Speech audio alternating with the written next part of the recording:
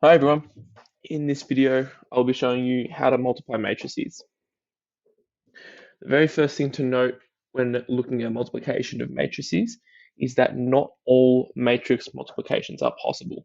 There is a special rule that needs to be satisfied in order for matrices to be multiplied. This rule is that the number of columns in your first matrix must equal the number of rows in your second matrix.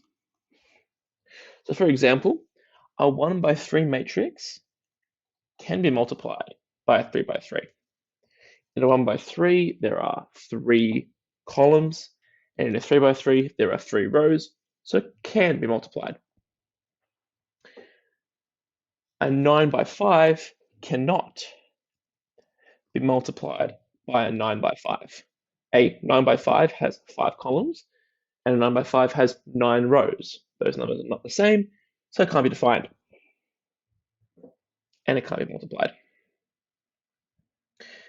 A nice trick when looking at matrix multiplication. If you write the orders side by side, like I have over here,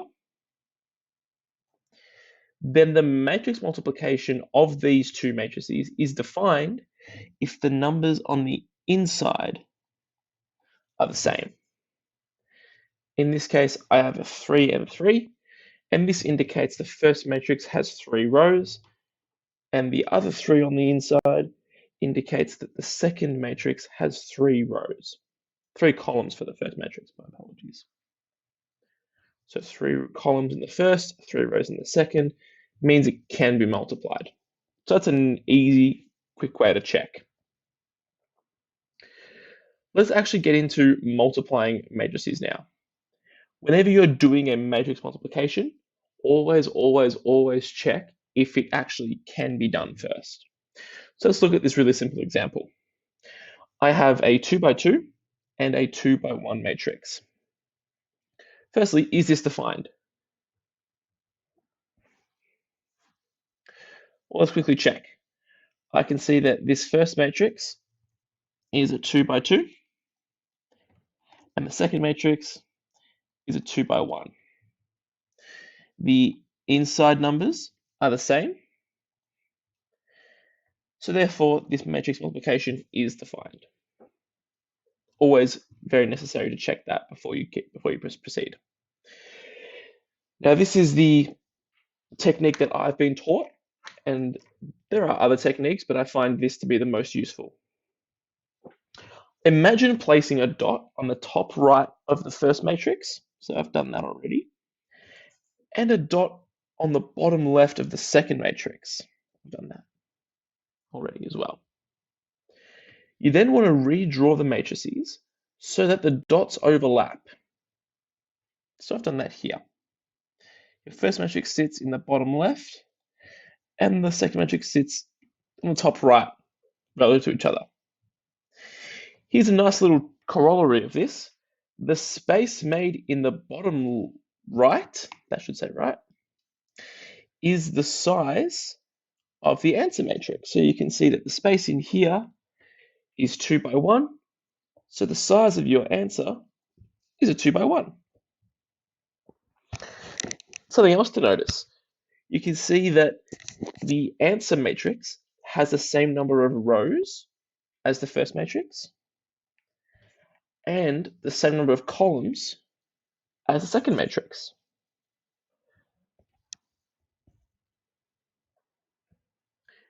Each element in the answer is made up of a sum of multiplications. That seems like a really odd statement for now, but trust me when I say it'll make sense in a few moments' time. These multiplications are between elements in the corresponding row of the first matrix and the corresponding column of the second matrix. So visually, it looks a little bit like this. This very first element of my answer is made up of a multiplication of an element in the first row of my first matrix and the first column of my second matrix. The trick here is start as far away from your answer matrix as possible. I can see that I have a 1 in this spot and a 1 in this spot. You can see these are the furthest away from my answer matrix, and they're in the same row and column as my answer matrix element. So that's where the 1 times 1 comes from. I'm going to do the exact same thing, but move one space closer to my answer matrix. I have a 4 and a 2. Then multiply those and add them to the original answer. So this is what I meant by a sum of multiplications. We are performing multiplications and then adding them together. So we get an answer of 9. For element 2, 1 of our answer matrix, I start again on the outside. I have a 3 and a 1, which I multiply, and I add the result to 4 times 4, which gives me an answer of 19. So the answer matrix here is 9, 19. To remember which numbers to multiply together, look at the corresponding row of the first matrix and the corresponding column. So that really means whatever number you're looking for in your answer, look at the matching row in the first matrix and the matching column in the second matrix. Here's an example. Pause the video to work this out yourself, and then we'll come back and I'll attempt it.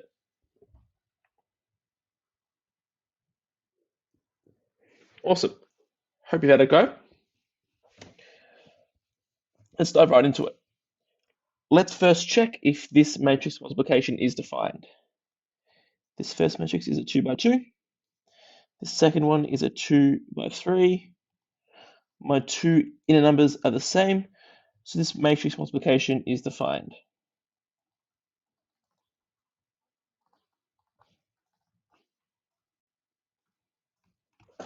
I'm now going to line my matrices up using my trick.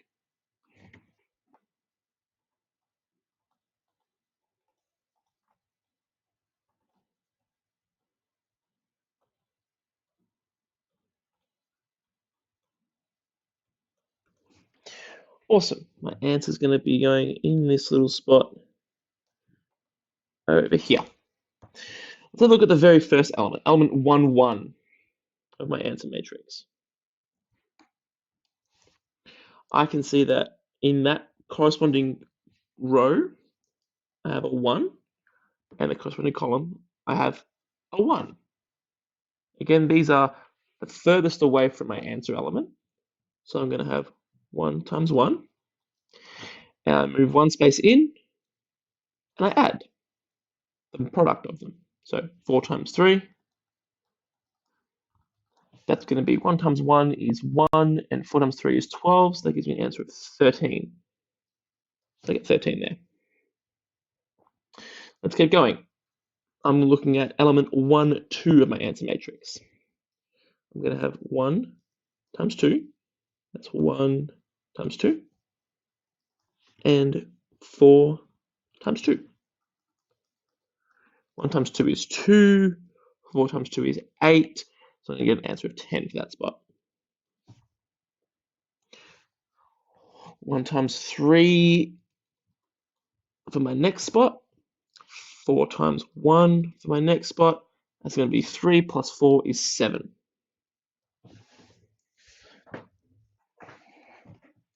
Let's keep going, and now we'll look at the second row of our answer matrix. So that means I'm going to look at the second row of my first matrix as well. It's going to be start from the outside.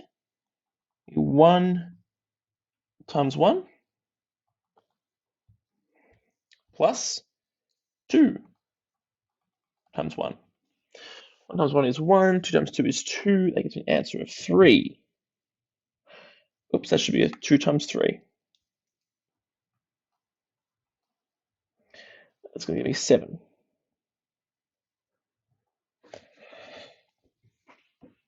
Let's keep going. 1 times 2 plus 2 times 2. 1 times 2 is 2 plus 2 times 2, which is 4, which gives me 6 in total. And last one. matching number is 1 and 3. So 1 times 3. And then 2 times 1. 1 times 3 is 3. 2 times 1 is 2. It's an answer of 5. So my answer is the following matrix: 13, 10, 7, 7, 6, 5. Pretty neat stuff.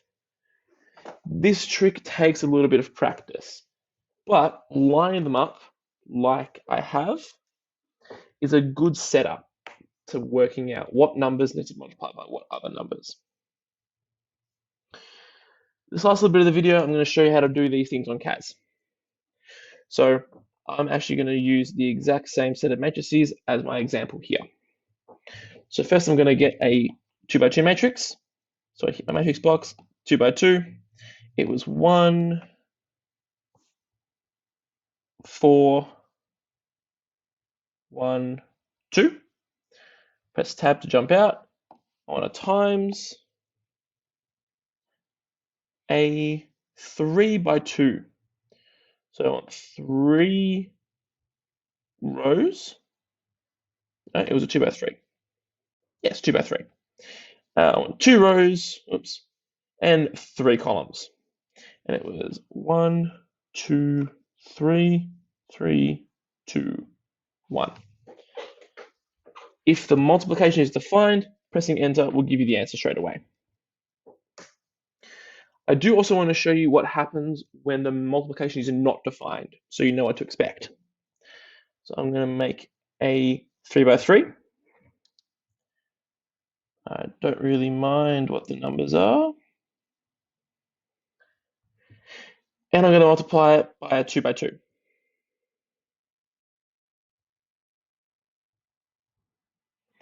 So we know straight away that this should not be defined.